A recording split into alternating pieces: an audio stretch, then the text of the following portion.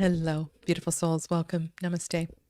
It's been a long time since I've done a walkthrough, and I have decided that I will every other week or so do a walkthrough and a deck, side by side deck comparison. I am beginning a journey. I'm going to do 52 weeks of cartomancy, 52 weeks of playing cards in the Facebook group, and 52 weeks of Tarot de Marseille in on my YouTube channel. And today I was just going to pull out this new beautiful deck. Oh my God, I can't say the level of production in the Pip Speak Tarot is really something. Zara, you have done a fantastic job with this deck. Zara is the Kitten Chops illustration, the creator of this deck, and the quality of production is amazing.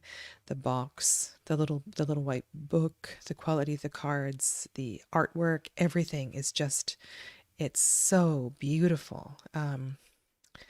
Yeah, and for the price, this could be one of those indie decks where you're charged much more. So worth every single penny, and I'm really excited to share this with you today. So I decided I'm going to Lori LePage's deck I have been working with for years, and it is one Tarot de Marseille. So Lori LePage is the creator of the Tarot de Ozar, the Tarot of the Ozarks, which it's a play on French words, Tarot of the Arcs, I suppose, Tarot of the Arcs.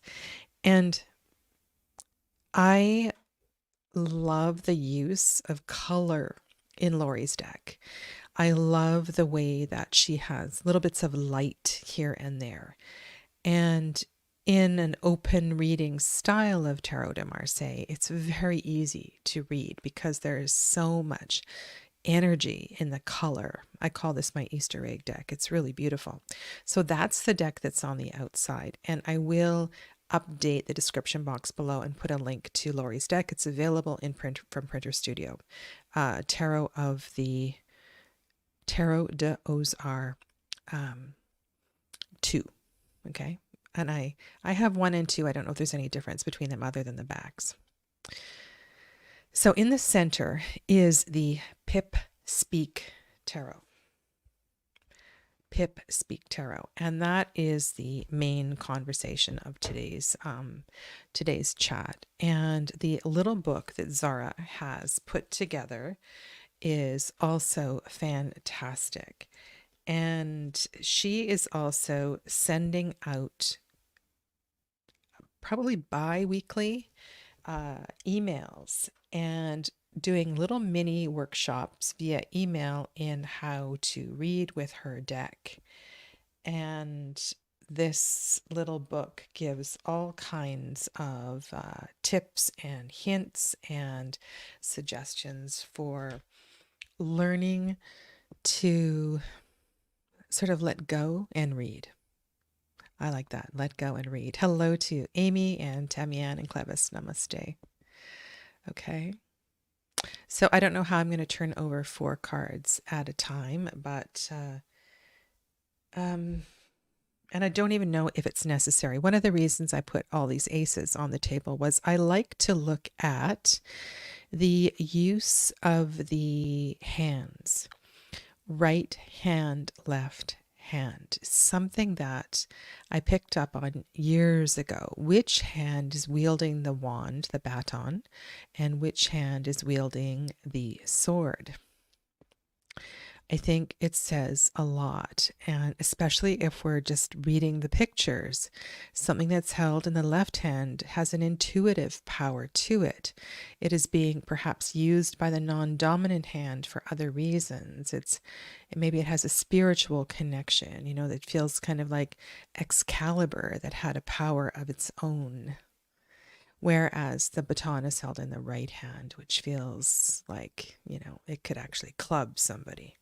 But aces, as you are aware, however you are interpreting the tarot, are about new beginnings and seeds and new opportunities of that particular element. Yeah. So I think what I'll do is I'll just go through Zara's deck and let it stand on its own.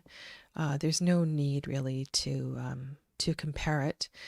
But what I will be doing on Fridays is looking at how these contemporary Tarot de Marseille, and I know some people would cringe that I call them Tarot de Marseille because they are contemporary iterations that are not created in France. And actually, some of the Tarot de Marseille it wasn't created. Tarot de Marseille refers to a style. And there were some early decks that were created in Italy that were, I mean, you can go through the history. There's so much speculation about how this all came to be. And so when we're talking about Tarot de Marseille, it's not about tarot decks that were created in Marseille, but more of a style of tarot. Okay. And so in that way, we can extend that description to decks that are made in other parts of the world as well, too. Okay. If we do need to compare any of the cards, I have Tarot of the Ozarks all sorted as well. Okay. Now, another thing is that the suits are beautifully color coded. So if you are new to reading in this style, you'll see that all of the battens, the wands, are on these orange-like yellow gold cards, and all of the swords are on blue cards, except for the court cards. They have their own, they are their own, like their own suit, their own color.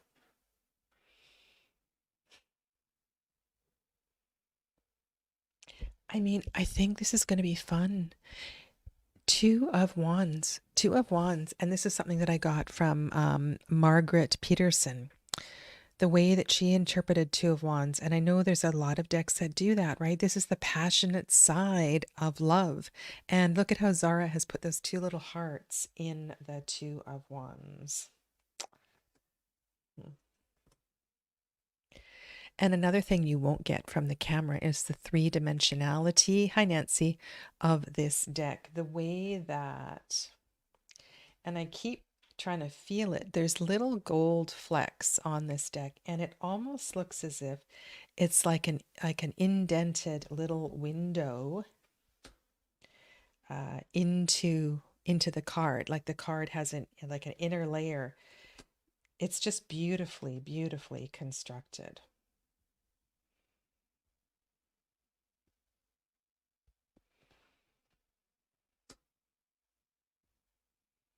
Okay, so what we do have on this deck is we do have the numbers, which makes it easier because a lot of Tarot de Marseille, there are no numbers on the cards, and you have to count. If you don't know the shapes, you have to count the number of wands or swords, but Zara has put numbers on all of the cards. The paper is the same quality as her Waite Smith inspired deck called Playful Tarot. And I think what I'll do is I'll look at all of the court cards together. This deck is created from gouache paint and pencil crayons. And so the nature of the paint also gives a three-dimensionality to the artwork. It almost feels like I have a basket weaving in those cards rather than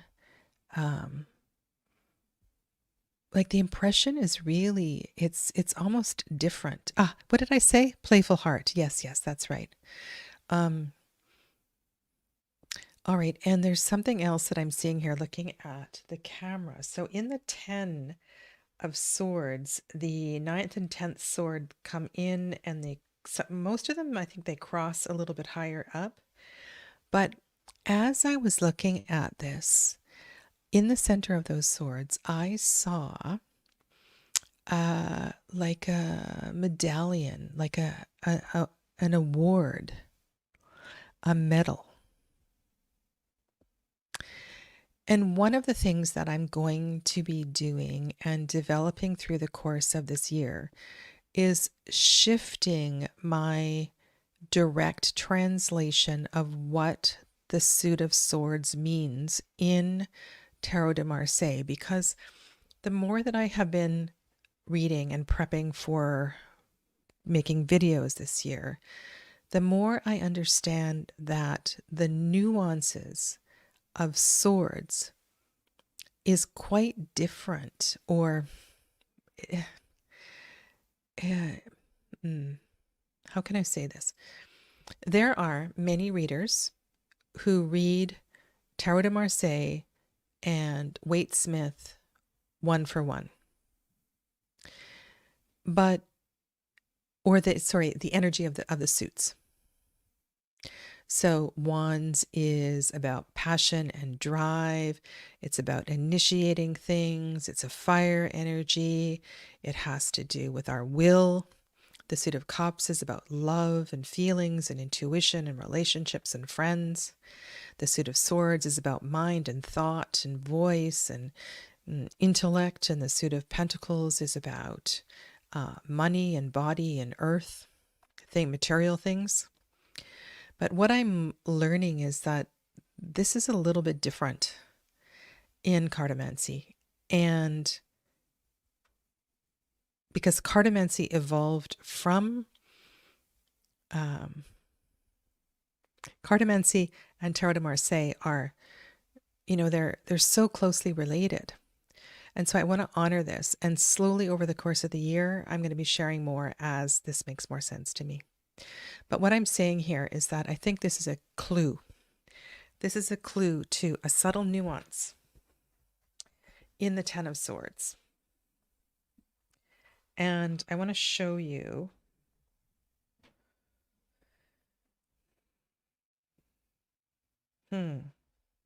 So what I was thinking was maybe Lori's Eight of Swords. And you see it, this is Lori's Eight of Swords, and in her Ten of Swords there is a smaller opening. But this has to do with an accomplishment of the mind. Like a grand completion of an intellectual, of a thoughtful pursuit. And one of the beauties of getting away from the Golden Dawn associations, be they Crowley or Waite Smith or any other variation you're familiar with, is that idea of marrying numerology and suit energy. And I'm seeing something very clever being built into this Ten of Swords. That's what I want to say. Okay. All right, so let's put those to the side. This is the Ace of Cups. It's so pretty. And where's my pentacles? I see the majors. Here's the pentacles. Okay.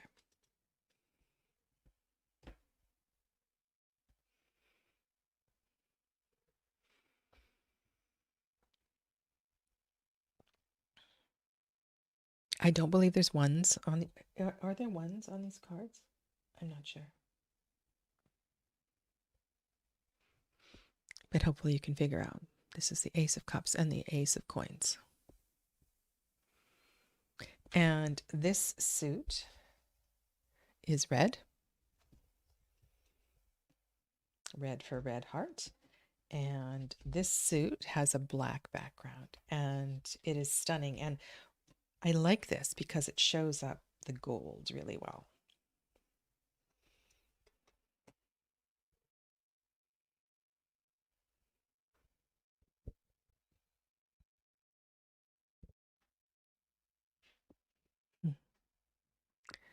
The Two of Cups is just, it's just stunning. Okay. 3, 4. And it makes me really happy that Zara has adopted the older Roman numeral system. So we have 4 single strokes rather than a 1 and a 5.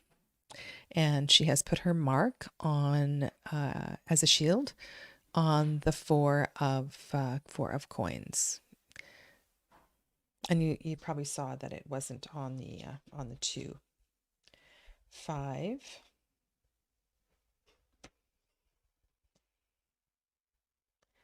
6, 7. They are so pretty. 8.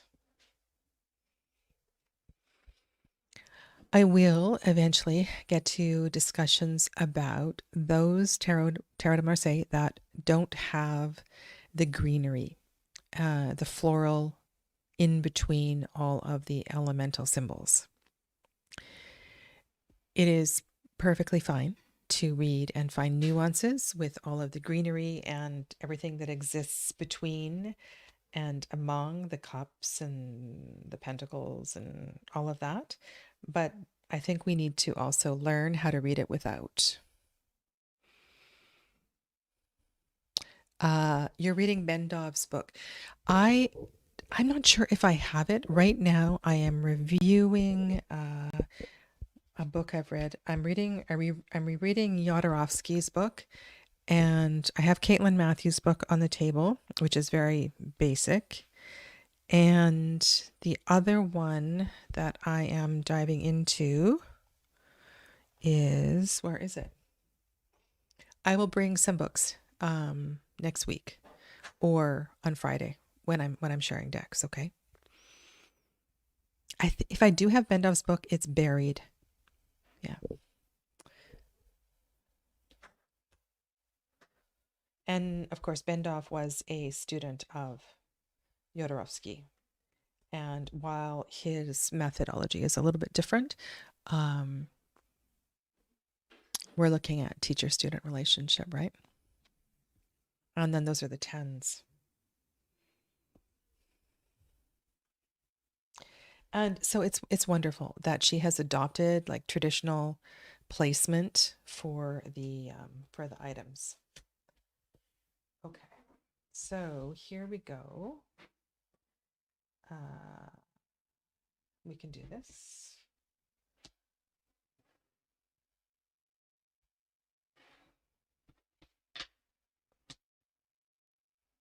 Okay, so this is the same order that I presented before. So this is wands, batons, and swords, and cups and coins. So here's another bonus. For example, in Lori's deck, if you are not familiar with the quartz, some of the cards are very difficult to read. So generally speaking, the pages are the valet. This is, usually the page is standing, the feet are on the ground. The page is someone who delivers something. The page is a messenger. And they are a messenger of that element. My goodness, the page of batons is very, very colorful. Yeah.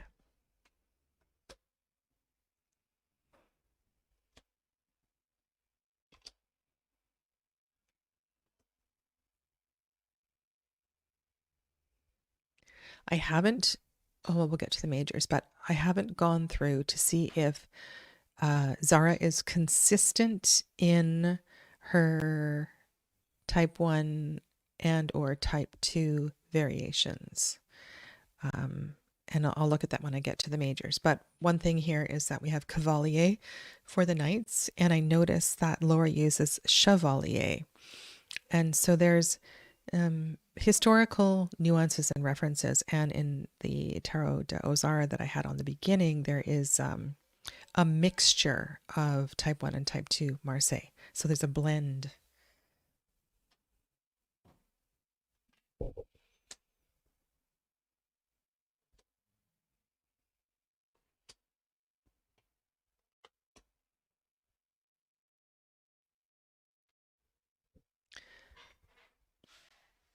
And it's interesting that the courts are colored in as if they're their own suit. So the backgrounds have their own color. And I was reading in one of the books I'm working with about, as that was actually a French YouTuber, and he was talking about the courts as their own suit and working with them as a separate suit. And I thought that was really interesting. So I'm hoping to explore that more as well too.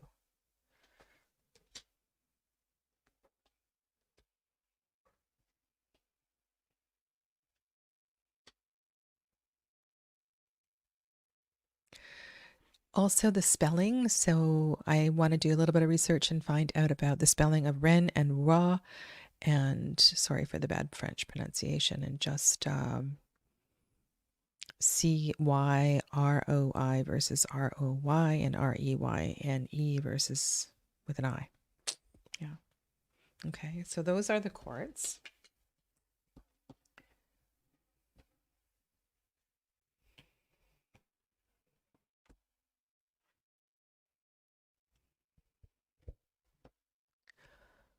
Okay, so we have La Mat.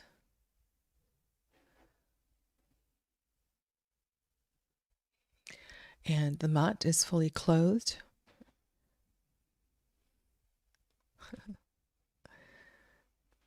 Moving in a Marseille direction. Okay.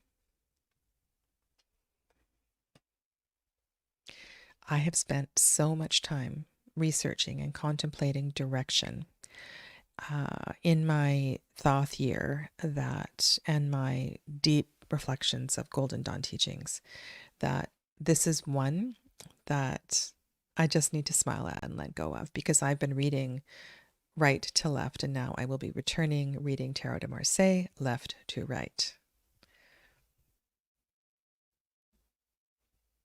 I believe there is one die on the table, so that would be an amalgamation of different variations of Tarot de Marseille.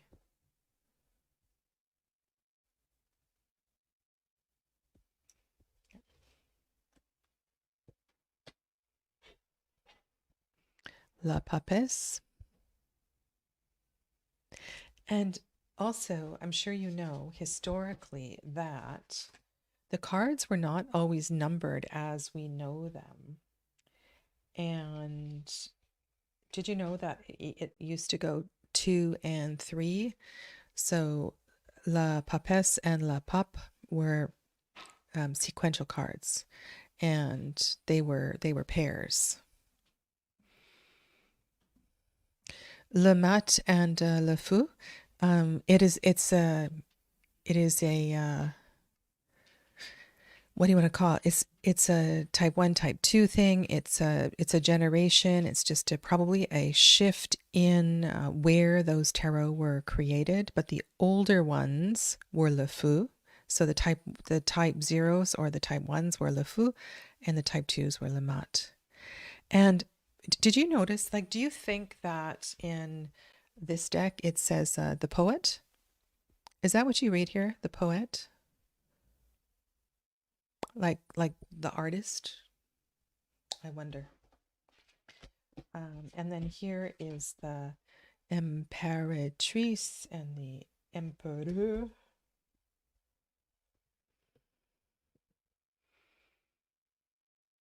And as you go through your Emperor cards, the Emperor does shift position depending on, like, the Noble is in a different direction than the type 1s, and we'll get to that. But I kind of like the way that the Empress is turning her eyes towards the Emperor. That's cool. Okay, I don't really need to pick these up. Okay. So we've done 5. So here is the Lovers, and it is plural. Okay, so let's look at the Lovers. We have 2 humans wearing skirts and one human wearing pants.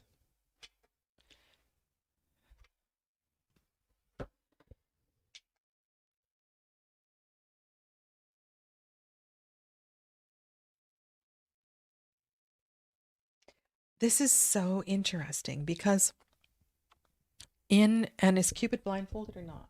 Not. Cupid is not blindfolded. Okay, or Eros is not blindfolded. So in the Tarot de Marseille, the figure on, and I know some of them have shifted it, but the figure on the left is the mother. And the figure in the center is the son, and the figure on the right is the betrothed, the bride to be, the girlfriend. And or this is one interpretation anyway. And here it would appear we have a same-sex love. So and this is the same as traditional. So here the daughter is looking at the mother, seeking approval or having a conversation with the mother. And there's this circle of communication among these ones. And then because Eros's eyes are closed, we can't really see what Eros is looking at, but shooting an arrow at the new love. Yeah. These are type 2 curtains, clearly stars on them. And on the shield, we do see the Kitten Chops letters on the shield.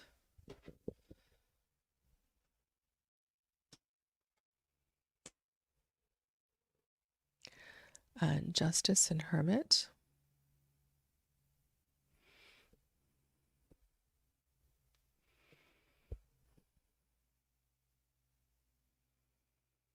There are about, oh my goodness, my wish list for Tarot de Marseille decks is very long, very, very long. And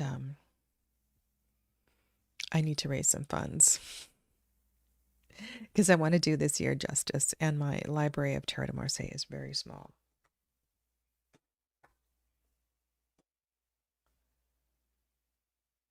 Okay, so here is Wheel and La Force. A very gentle looking La Force. Le Pendu. Le Pendu looks kind of angry. And let's go to the World. So you'll notice in the World card, it doesn't have the bent leg.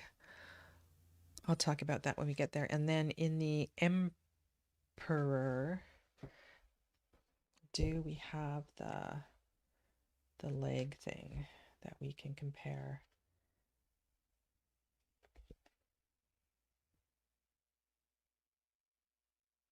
Not really. And the Emperor's not really enthroned either. Okay, so here is 13.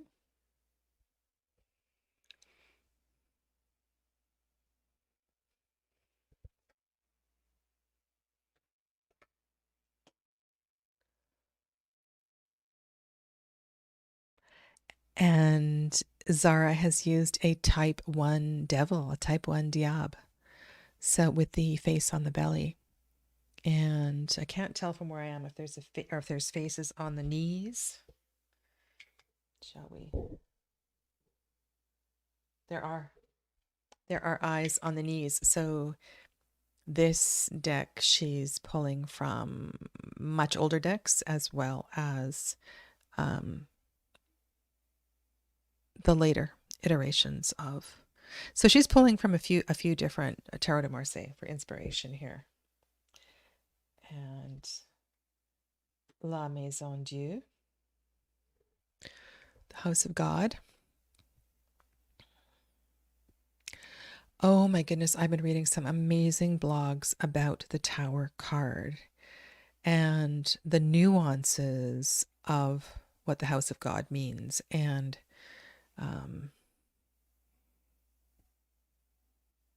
you know, in some of the Marseille decks, we do not see the door.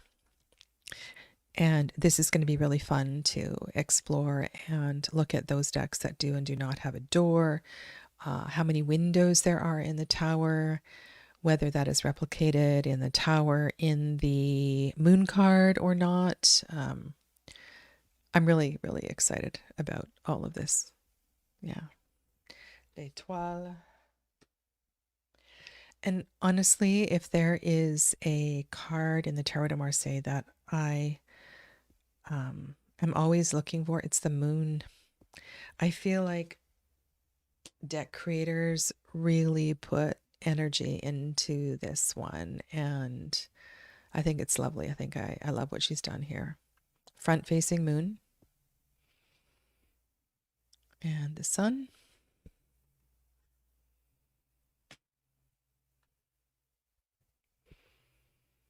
and the world with the sash.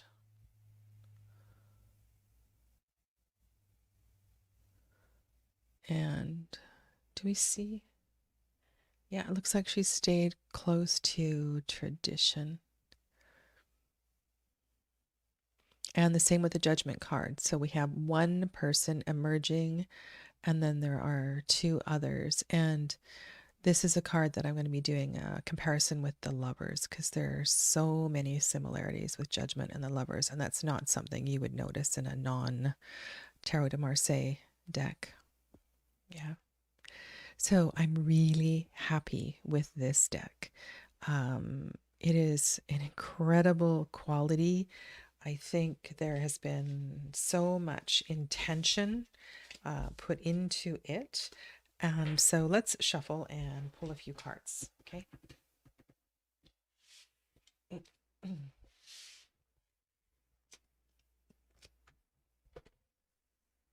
There are some extra cards. Time card with an hourglass.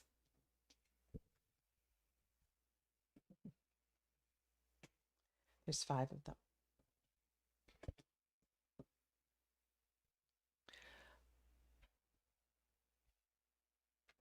And I briefly looked on Zara's website to see what the intention was for these cards. I don't know if she wrote about it. I missed it in the guidebook.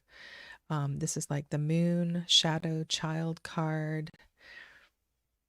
This one is a message from a bird. Yeah, so I won't be keeping those in the deck. This deck is also edged, gilded.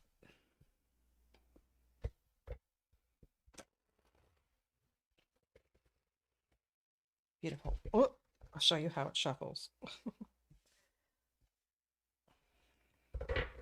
And the size as well too.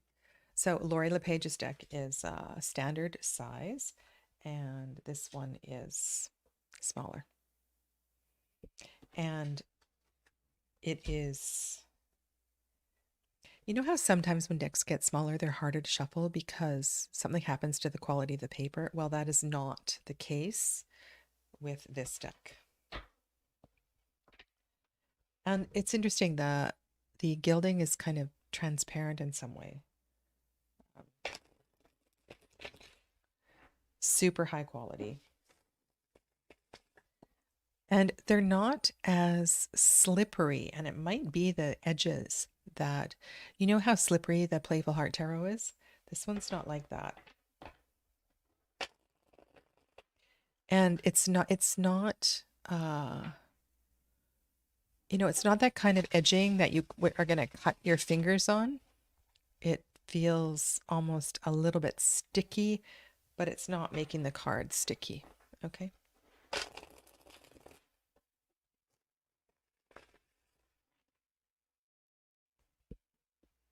All right, so let's ask the deck a question.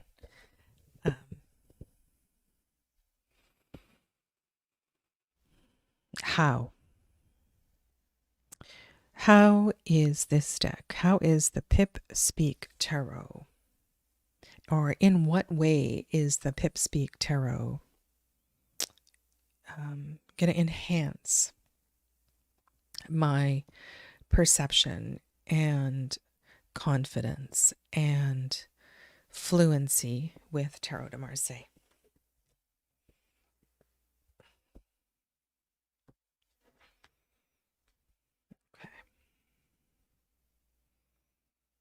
Okay. Judgment. A whole new way, um a lot of people describe reading with Tarot de Marseille as freedom. And I like this idea of just sort of awakening to the possibilities of Hmm.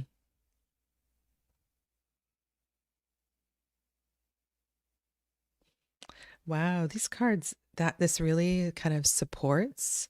These cards very, are a cohesive message in that there's a journey. There's a journey into this process.